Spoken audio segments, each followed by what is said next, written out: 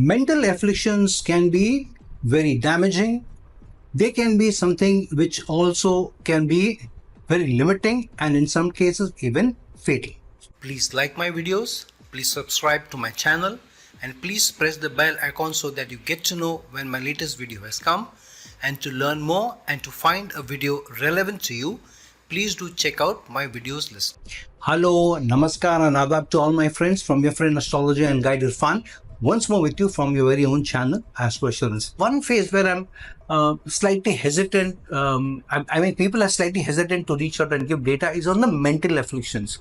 Either some of them feel, no, we don't have affliction. Some people who have even small joint pain, they feel they have serious challenges in muscles and in the bones. But people with mental afflictions very rarely are ready to accept. Sometimes they're not able to or ready to come out and ask for help. Sometimes they don't even know they're going through. Some people who are very, very qualified, some people who are very, very competent also don't know that they're going through mental challenges.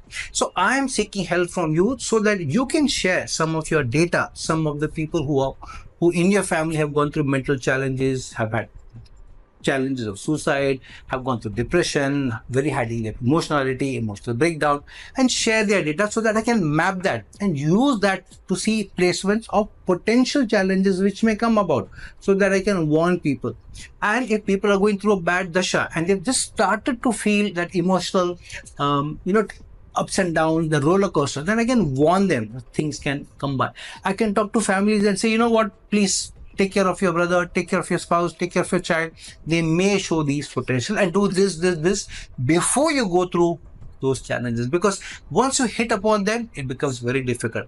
I've told people that you have strong mental placements and from now on you're going to go only down and down and down. Please take care of yourself. Please be social with people. Now, one of the challenges I've seen with many people is when they live alone, they live isolated. Many case studies, and you can look up the data on Google, it shows that when people live with people, you are social, then you have a lesser chance of going through depression, issues, problems, or having suicidal thoughts or even attempting a suicide. Most suicidal thoughts or suicides happen with people who are living alone. You know, cases like Sushant Singh Rajput, who hanged himself, superstar, Indian superstar of Bollywood and doing very, very well, suddenly went into isolation, and this was activated when? During COVID times. So generally his sister lived very close by, his family who lived close by, he was living alone, but they were visiting him regularly. During COVID, during the lockdown, when the access to him was very, very reduced, and he was alone, there was no shooting, he was not able to go out and meet people, that's when he was alone for a prolonged period of time, and that's what triggered. So your social life, your social connect, living with family, living with somebody who loves and cares for you goes a long way. Sometimes I see doctors who should know that, okay, I'm going through this mental health. They think they're too intelligent. They think they will be able to come out. There is somebody who I know who says I have suicidal tendencies. He's a doctor, but not seeking help, not trying to, do those activities which will help that person. So there are many cases where these mental afflictions are challenging. So I'm trying to collect data. Now what I'm going to do is share with you certain things which are important for us so that you have some idea. Now I've got many certifications from a personality profiling. Within minutes of talking to somebody, I can judge to some extent where the personality profiling is put in. Now why some of us face challenges in knowing what we are going through is because if some of you have heard about the Johari window or Johari window. So there were two people, Joe and Harry, who came together and tried to come out with certain solutioning with respect to your personality because of what is known to you or what is blind to you. So what Johari or Johari or Johari window says is there are certain aspects of yourself which you know, certain aspects of yourself which are known to others, not known to you, certain aspects of yourself you know, others don't know, and certain aspects of you nobody knows, neither you or others have uncovered it yet. So sometimes our challenges come from we not acknowledging that we are going through some challenges. Others may say, we can see this in you, We can see high emotionality in you, but you try to cover it up. You give reasoning, you give excuses. You find some reason because of which you're going through, and you're not able to accept that that spot is a challenge spot. So let's go through some of the example to see how we can see a pattern in our mental behavior, in our behavior connected to our mental state, which may throw some potential challenges which may come further in life. And one of the things is not being able to identify whether we have those challenges or not. So let's look at one example of what, for example, is starting with the Johari windows. So for example, this is the Johari window. Now what Johari window says is, when you put it into a matrix, the matrix shows that there are 4 sides. If you put it into matrix, one part is known to self and unknown to self. On the other matrix, on the y-axis, you have known to others, unknown to others. So the first box is what is known to yourself and known to others, which is the open self. Then unknown self and known to others, which you don't know, but others know about it. Third is known to yourself, but unknown to others. They don't know about you. That is the hidden self. And the last is unknown to self, unknown to others, the completely unknown self. Nobody knows about it. It's not uncovered yet. So for example, that the first part is called the open area. What you know about yourself and is known by others in a team or a group, which means a number of people know that about you and you also know about it. For example, you have a habit of doing certain things in a team situation. For example, you get angry or upset, you also acknowledge, others also say, yeah. The blind spot is things that you do know about yourself, but others do know. For example, I remember somebody was mimicking a number of people in my team and they mimicked me. So I said, no, this is not what I do. I don't do this action at all. But everybody else says, no, you do this, Irfan. So I realized this is known to everybody. I didn't know that I was acting in that manner. So that was a blind spot for me, and it was uncovered the day that person mimicked me, imitated me, and I realized, okay, this is how I do, or this is what action I do. I need to be more careful. The third is what I know about myself, what others don't know about me, which is the hidden area to others. But what you know about others, about yourself, but others don't know yet. For example, you may have a hobby, you may have a habit, which others don't know about it at all. For example, some things that you do alone and nobody knows about it and you want to keep it hidden, or has not been uncovered in a social context. And the last part is what is unknown to you or the others. For example, some artistic ability which you didn't know about, you started to do and suddenly discovered that you could do it very well. And then others also discover that about you. And in some very high pressure situations which you have not arrived at or seen yet, when you face that situation, suddenly people see a different side of you, which even you surprise yourself. And those can come out differently with people. So the Johari window says that you need to uncover that part which others may say you are, but you may not be ready to acknowledge it. So I know of a family of 5 people, mother, father. Then this guy who was an IITian, Indian Institute of Technology, and he was also doing his IIM. Extremely intelligent person, very, very analytical person, highly academically profiled. Now, this guy was having constant challenges with his family. Father, mother, and one sister who was married and one younger brother. Elder sister was married. And this guy was constantly facing challenges with his family. And there was one time where he had his own place. He had one bedroom hall place he had taken on his own when he was studying. And he had his girlfriend who used to visit him every now and then. Then his girlfriend left for a few days to her family and he was living alone. So his family, his mother and father and sister and younger brother, they all thought to surprise him. And they just very quietly, they drove almost 300 kilometers just to be with him, to surprise him after his girlfriend had left. So they came to his house and suddenly he was surprised. How did you guys turn up? They said, oh, we wanted to give you company. We know that you were alone and, just to, and it's, he had not seen his family for many days. They were not answering their phone calls. He was living in isolation. So he said, no, I don't want you guys here. They said, no, okay, you have come all the way. Let us stay for the night. They had come there to stay at least 3-4 days with him. But he threw them out. Then next day he said, no, I don't want you guys. You're a nuisance. You come to my house. You dirty my house. You are all over the place. Look what you did to my house. And he just didn't want them there in the house. He threw them all out. So, the family was really very disturbed. So the family wanted me to do something with him as a family activity. So I sat them down and I did this activity of uncovering each other through an activity which is called as the descriptors. So what you do is you have a list of adjectives or descriptors. So for example, here you have these descriptors. You have all adjectives: able, accepting, adaptable, bold, brave, calm, caring, cheerful, clever, confident, and all.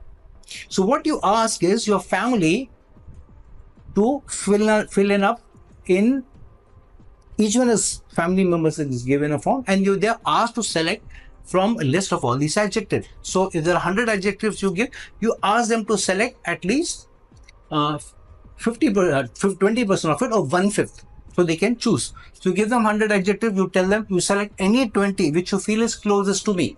You give to each of the other 4 members, 5 members, whoever you have in the family, and you select your own descriptors, what would describe you. And then you see which are the most common ones the family has selected from you. So you keep the family score apart from yours, what the family has chosen for you. So for example, if the family is a family of 4, you have, like for this guy, the mother, father, elder sister, and the younger brother. So so I'm just giving this as an example. I'm not giving the exact data they shared. So for example, out of 4 of his family members, for the caring part, 4 of them select that. For friendly part, 4 of them select, yeah, he is friendly. So you look at what are the most common descriptors given by the family.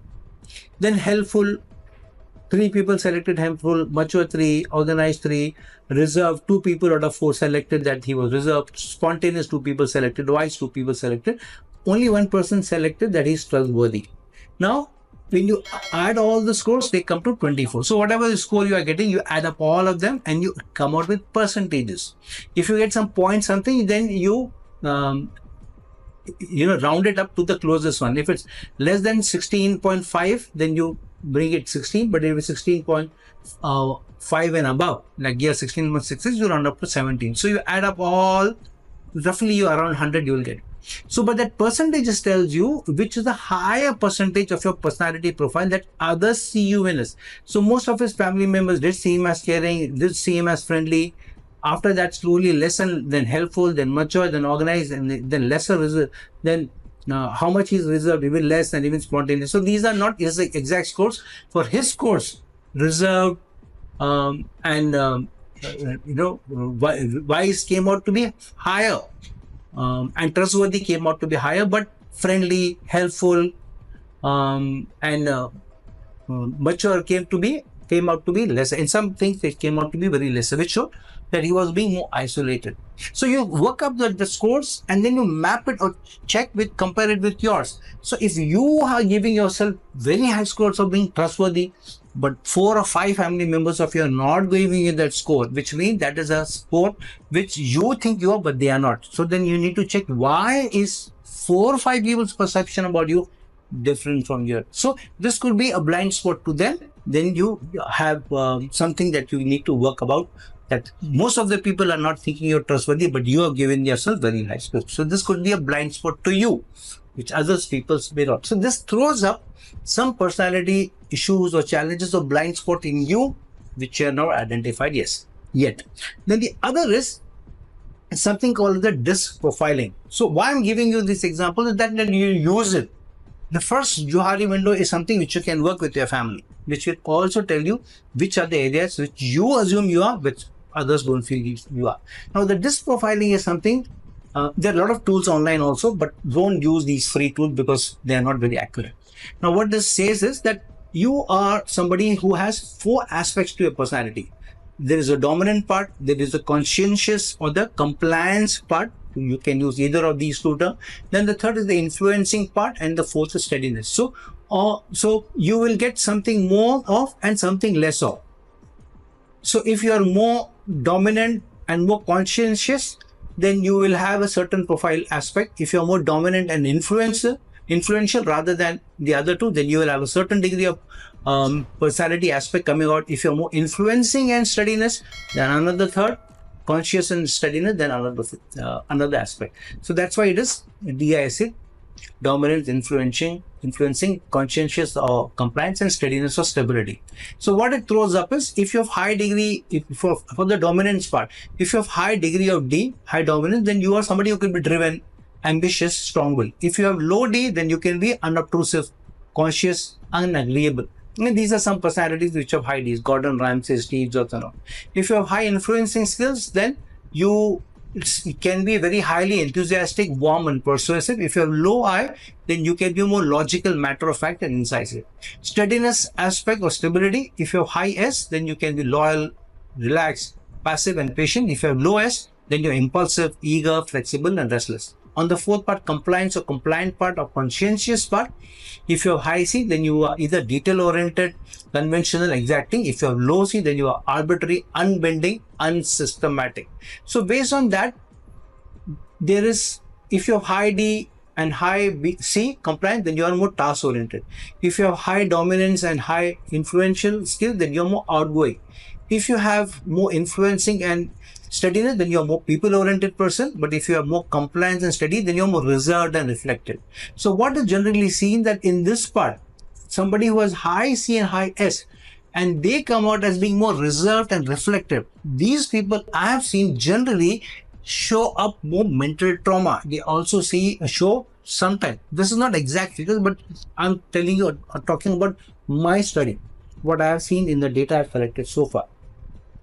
People who are more outgoing, people who are more influencing, people who are more social also tend to be sometimes more dominating. And so they live in social circles, they live with family, or they live with somebody, friends or something. And so their potential or percentage or chances that they may go through mental trauma and they may end up being more damaging to themselves, they're lesser than people who are more reserved, who are more quiet, who are more reflective, and they're not outgoing. So this is something which I have seen from the profiling part, mapping to what health challenges I've seen, which I've then mapped to the astrological placements also, which I'll come up with. Then what this compliance does is, or this personality profiling does is, it helps companies for hiring and selection, or for communication management, or for team handling, or for leadership development, or for customer service training, or performance evaluation, sales training, and so forth. So depending on what your combination is, the roles are which are also chosen properly. So for example, if you show a certain combination which is not good for sales and you're applying for a sales position, the company will then see whether they should give you a sales position or not, based on what your emotional quotient will be. EI is there, what your personality profiling will be. Now then the other is the MBTI, Myers-Briggs type indicator. This is something which is also which I'm certified on. I'm certified on DISC, I'm certified on MBTI, I'm certified on Enneagram, and I've also done some other certification as part of personality profiling and counseling also. I'm also certified to interview and select very high level of executive managing directors, CEOs and all, which is also part of BEI, behavioral index that you do. So yeah, what the Myers-Briggs type indicator says is, you are, out of the 4 types, you can be more of one and the less of others. For example, they select between extroversion and introversion, and then between sensing and intuition, then between thinking and feeling, and then between judging and perceiving. So if you have high E, then you can have a low I, which means if you're high extrovert, then you have low introversion. If you're high sensing, then you have low intuition, and vice versa. If you have high thinking, then you have low feeling, and vice versa. If you have high judging, then low perceiving, and vice versa. And based on that, you have a combination of either 4. You're either a high E, or high N, or high T, or high P, or either high I, or S. So you have a combination of all 4. So that's a 16 combinations account. Now to reflect on each one of them more closely. Now what is high E? This is a person who is more talkative, outgoing, likes to be in a fast-paced environment, tends to work out ideas with others, thinks out loud, enjoys being the center of attention. Introversion. What is extroversion? What is introversion? Could be described as reserved, private, prefers a lower pace with time for contemplation, tends to think things through inside the head, would rather observe than be the center of attention. If that is the kind of personality you have, then you're an introvert. If you are focused on the reality of how things are, pay attention to concrete facts and details, prefer ideas that are practical application, then you could be more of S rather than N. Intuition or intuitive ability is how you imagine things, how you see the big picture. You are not very, you look at more as concepts and ideas rather than concrete examples, rather than data. And you like to describe things in a figurative and poetic way rather than real way. So what happens is, based on how you are, you will also have pattern. So if you are a more thinking person where you make decisions in an impersonal way, logical reasoning way, and you are thinking, then you will have less of F, which is based on your decisions, your personal values, how your actions affect others. You value harmony and forgiveness. You like to please others, the feeling part rather than the thinking part. Then the fourth part is judging and perceiving. So either you're more judging or you're more perceiving. A judging person will have prefer to have matters settled, rather a perceiving person who will prefer to leave options open. A judging person will think rules and deadlines should be respected, whereas a perceiving person will see rules and deadlines as fixed. So based on these four combinations, you will either be an ISTG, ISFP, INFP and all. So the top 8 parts are the more I parts, are all the I parts, introversion part. All lower parts, all 8 parts are the high E parts, are the stronger E parts. Now what I have seen is, generally, I have seen that the pattern shows that some people of these groups will show a higher tendency towards mental challenges and mental afflictions, which I'm trying to map with the astrological placement as well. So for example, the highest degree or most high potential for mental challenges I've seen come from the INFPs. What is INFP? The I is the introversion, the N is the intuitive part, who work with intuition rather than sensing. Then the F part, the feeling rather than thinking, and then the perceiving rather than judging. So this is more about ideas, concept, thinking, my feelings, my perception. So when you go more with your feelings, your perception, with your intuition, then you are more of a INFP. Now what is the problem with these people? They are very sensitive. They are more idealistic. Though they are loyal, but they value harmony and personal growth, and they focus on dreams and possibilities. So these are the people who are very intuitive. They go more with feelings, how they perceive others rather than actual fact. They may be different at work. At work, they may be very practical, very logical, guided by data, but in their personal relations with people, they may be more feeling. I don't get a feeling of being comfortable with somebody. I don't get my perception of others rather than actual hardcore data. So I find that these people are more susceptible. After that, I the INTP guys. After that, I the ISFP guys. In the E part, I find the ENFP people have the 4th or 5th tendency. Why? Because they have very high N, intuition, feeling and perception. They have high degree of E also, but generally they may have a high degree of E, which is to camouflage the other part there. Now, when I was going through this certification, we have over 40 people. I went through certification long back. So I'm a certified Myers-Briggs type indicator facilitator, and I can take people through that, and they can also counsel them. So when I was going through my certification and the way I was behaving with people, everybody thought I'm a high E, I'm a high extrovert. No, I'm also on YouTube, I do all these counseling and all. However, so they were the facilitators who are doing our training. They were asking, what do you feel this person is? Tell us whom do you think is a high E and all. So they put us into 2 corners of the room. Everybody who thinks is a high E, go here, high. Then they came out with the report. They said, okay, this guy, he's not an E. Everybody was that. So when my turn came, I came out to be a high I, introvert, not an extrovert, not an E. Everybody was that. They thought the way I was behaving with everybody, trying to help, trying to make fun and jokes and all that, they thought I have to be surely a high E. Everybody thought I was an E, except my report said I was an I, which I acknowledge and accepted. So in a people environment, where in a social environment, I do tend to become high E because of what I value, what the work I do. Generally, on the inside, I'm the high I. Now, the challenge is, even when you're high I, even when you do all these work and all, sometimes the high I people will sometimes in their life will go through isolation, solitude, even when they like to live alone. What happens is it gets to you sometime in your life where you feel that you're alone, when you're going through a bad challenge at work, when you have a breakup, you're living alone, then it happens. And the more you live alone, the more you're isolated, it gets to you more. And that's why I keep telling people, if you're high I, you may like your solitude, you may like your isolation, but even live with some people. You don't talk to people, don't mix with them, but live with people. The most challenging issues come out, even fatalities, when you live alone. Even if you're high, acknowledge that you are high, you are an introvert, but you need help. So every now and then I feel lonely. I and my two boys, we were only three.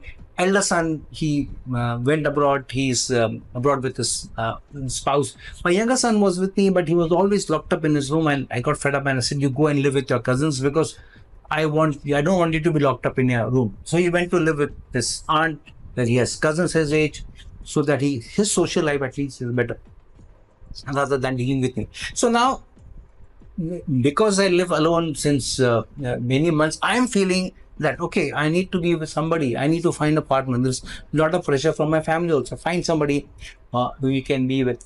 So what happens is, even when you like to be isolated, when you want to be, there are times when I feel lonely. I feel, very, very alone. And I've told people I feel lonely, I feel alone.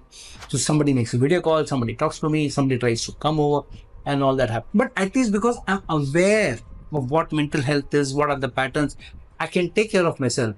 I'm certified also.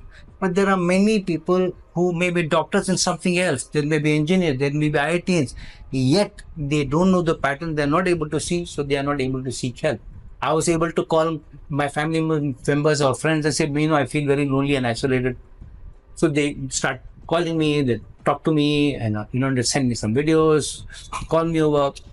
So they will disturb me and then say, okay, enough is enough. Now let me be.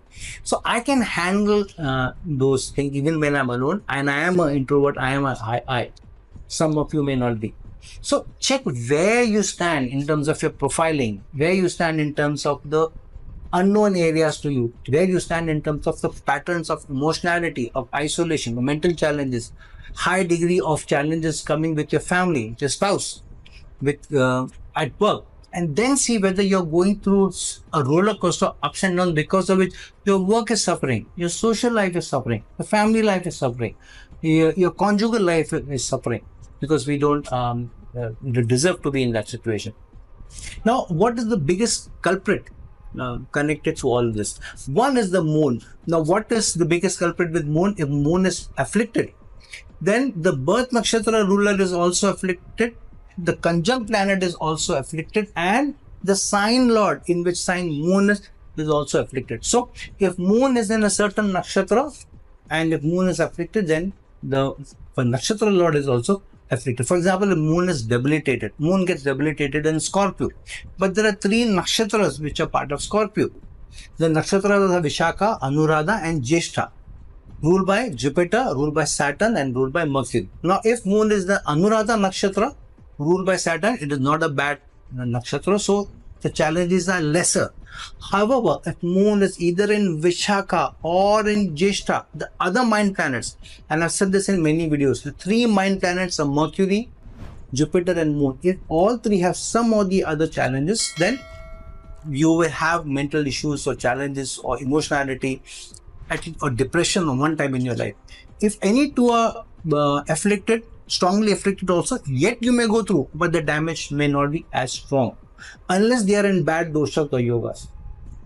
One of them is afflicted, even if there is severe affliction, you have a chance that the phase could be very short, very, for limited period, only when you are going through the dasha of that planet, or the planet is going over your lagna, or the dosha gets activated when, if moon is with Saturn, for example, and if Saturn is going over your lagna, or the dasha of Saturn is on, or if moon is in a nakshatra of sun and sun is going through your lagna, or Ketu, if there is strong affliction of Ketu. So the combinations are moon and Ketu, moon and Saturn, moon and Rahu. These are the major challenges. Moon and Saturn is a strong Vish dosha. Moon and Rahu, eclipse of moon. Completely, you're not able to, your thoughts are not within in your hands. all over the place. Moon with Ketu or Ketu strong affliction, Ketu's transition over your Lagna, or Ketu being in the Lagna, Ketu being with the Moon, Ketu being afflicting any of the other two mind planets, or Ketu being in the nakshatra of Moon. All these things can also isolate you, detach you from people, detach you from social life as well. If Moon is with Ketu and they are in the same nakshatra, and if both of them get into the nakshatra of Moon, Moon in its own nakshatra should be strong, but now it is with Ketu. So that affliction will also happen. So usually these challenges will come. Now when you have an affliction of a certain planet, the remedy also comes from the very planet only. For example, if Moon is afflicted, then the remedy may come from how close a relationship you have with your mother, or those people who love you a lot, care for you a lot. If your Jupiter is in strong affliction, then the remedy comes from your relationship with your husband. How, especially for women, what is the relationship with the spouse, being in the relationship, establishing with a grace ashrama, and having a loving partner, caring partner. Then the challenges of Jupiter are also, if Jupiter is afflicted or retrograde, those challenges can be taken care of.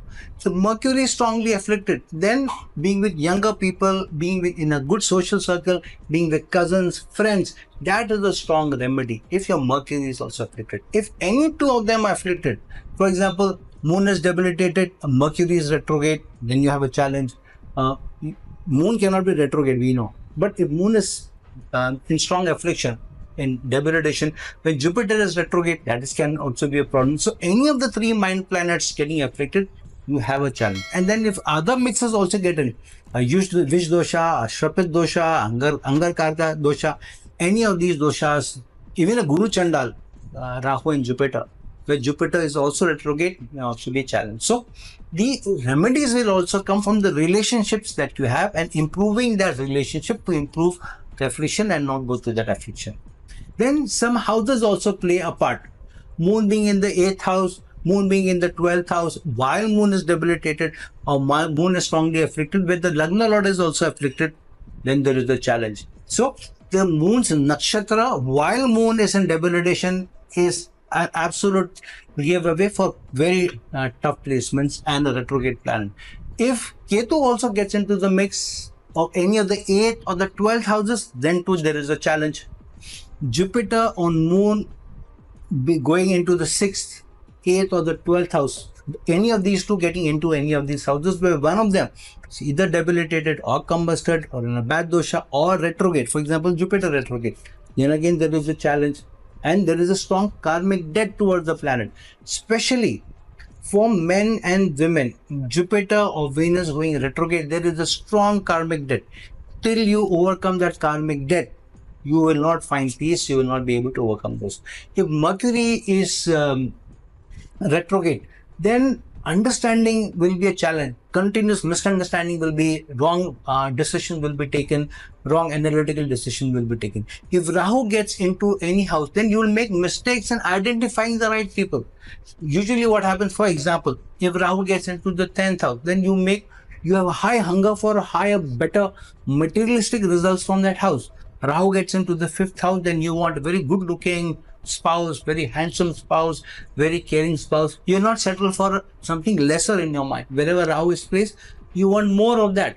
So the chance that you will mislead yourself that this person is not good for me, that person is good for me, this person is not very good looking, this person doesn't have a lot of money, this person is not better than me in various ways. So you get attracted to those people who are more famous or affluent or richer or materialistically they have achieved more. Though on the personal front, they may not have the respect or the standing in society, you can tend to get attracted towards them. So you need to be careful, because that can tend to lead you into then mental affliction, mental challenges later connected to the relationship as well. So the help that I'm trying to seek from you is share data with me. If you are going through serious challenges on the job front, on the relationship front, or if you have these placements and you can see yourself going down, and if you feel that emotionally you are also, then do seek help. Reach out. I'm not asking you to share reach out for a consultation. I'm asking you to share data with me and information. That's all. I don't want your money. I just want your data. I will use that for my database and try and see patterns. If there is anything, if I want to tell you, I'll tell you that look, this with no money is asked. Okay, I don't want money. I'm trying to collect database specifically for mental challenges. So this project, I'm already working with some clinical psychologists. I've tried to work with some doctors, experts in their area. I've tried to work with doctors who are in emergencies. I've tried to work with doctors who are in cosmetology, dermatology. I've tried to work with doctors who are connected to cancer and serious ailments. I've already worked with a number of these, and I have the database, and I'm using that to consult people, to tell them and all. Maybe in a few years' time, I may come out with my own publication, my own book, where some of the placements I've seen, what remedies I've seen, what has worked. But this is a project which is closest to my heart, mental challenges, because this can be most fatal. So please share data about family members or yourself or anybody who you know is already somebody who's been diagnosed and gone through it. Not just your thought, no, this person may be that. No, if somebody already has a track record that they have gone through depression, they have had suicidal thoughts or have made suicidal attempts, share their data with me so that I can add to that my database and be able to help. Some of my videos have already about 15 million people in some way or the other have touched their lives. I want to touch the lives of many people with mental affliction also. This will be my legacy that I leave behind. And if you help me, then your karma for this thing, which can be saving lives of people, improving the lives, making people happy, can be a very, very big karma that you are doing. It can be something, a very strong legacy you also leave behind. So please work with me on this. Share your database, not for money, not for consultation, just share data. That this is a known case. These are the birth details. See how you can use. So I will try and see patterns. I always look at patterns. I will not see individual placing. I will see 3 or 4 patterns and then try and use them to be able to help people further using these patterns and using this database. So friends, like this video, share this video, and if you are looking for a personal consultation for me, please reach out to me. The link is given below. Until some other time with some other video, this is your friend astrologer and guide Irfan signing off. Ciao.